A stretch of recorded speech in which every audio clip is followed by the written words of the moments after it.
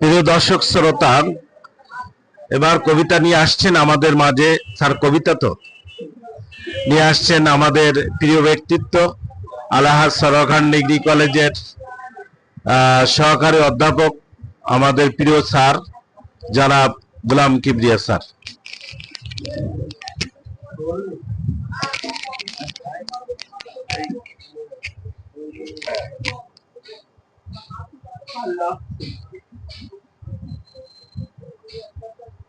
বিসমিল্লাহির রহমানির রহিম।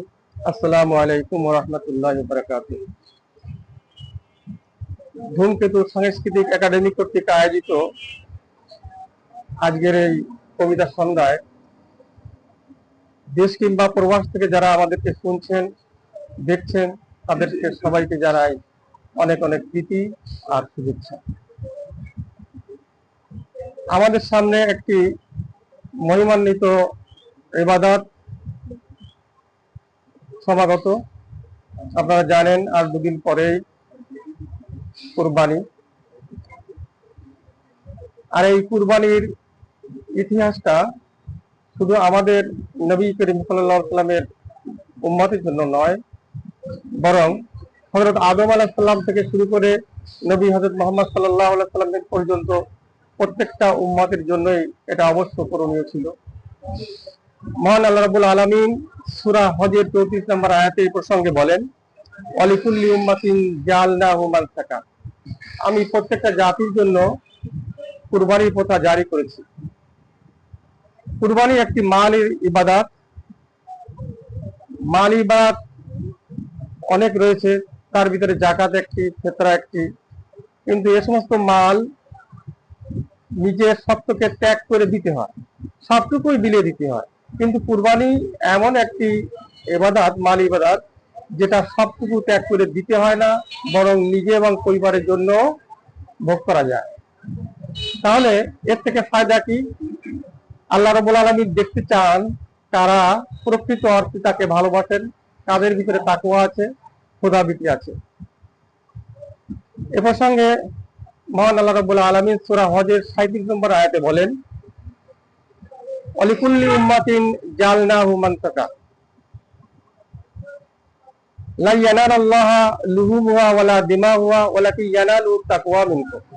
আল্লাহর কাছে কুরবানির পশুর রক্ত বা মাংস কিছুই পৌঁছায় না, বরং পৌঁছায় ওটাই যেটা তাকওয়া বা খোদাভীতি। সুতরাং আমার এই ভূমিকার মধ্য দিয়ে আপনারা নিঃসন্দেহে বুঝতে পারছেন যে আমি কোন প্রসঙ্গে আজকে কবিতা পাঠ করব। আমি আপনাদের সামনে কুরবানি বিষয়ক একটি স্বরচিত কবিতা পাঠ করব। আমার কবিতার নাম ইব্রাহিমের চেতনায় কুরবানি। কবিতা ইব্রাহিমের চেতনায় কুরবানি। কবিতাটি লিখেছিলাম 2022 সালে। বাবা আদম থেকে শুরু করে রাসূল মুহাম্মদ কুরবানির হুকুম পেল তামাম উম্মত। কুরবানির সূচনা করেন হাবিল ও কাবিল, ইতিহাসে তাদের নাম রবে অমলিন। জাতির পিতা খলিলুল্লাহ নবী ইব্রাহিম, বৃদ্ধকালে খোদার দান পুত্র ইসমাইল। বিধির বিধান পালনে স্নেহ মমতা ভুলি, পুত্রকে শয়ন করে গলেতে দিলেন ছুরি। আকাশ বাতাস ঝর্ণা ধারা শোকে বিহ্বল, পিতা পুত্রের ত্যাগের মহিমা রবে চিরকাল। কুরবানি পশুর রক্ত মাংস যাবে না রবের কাছে, যাবে শুধু খোদাভীতি কার কতটা আছে। পশু প্রবৃত্তি মুক্ত হয়ে দাও পশু কুরবানি, কিছু তার খাও বাকিটা বিলাও খাঞ্চা ভরি। দুহাত পেতে মাগফিরাত মাঙো ওগো মহামহিম, তোমার রাহে কুরবানি দিতে হই যেন ইব্রাহিম। ধন্যবাদ সবাইকে।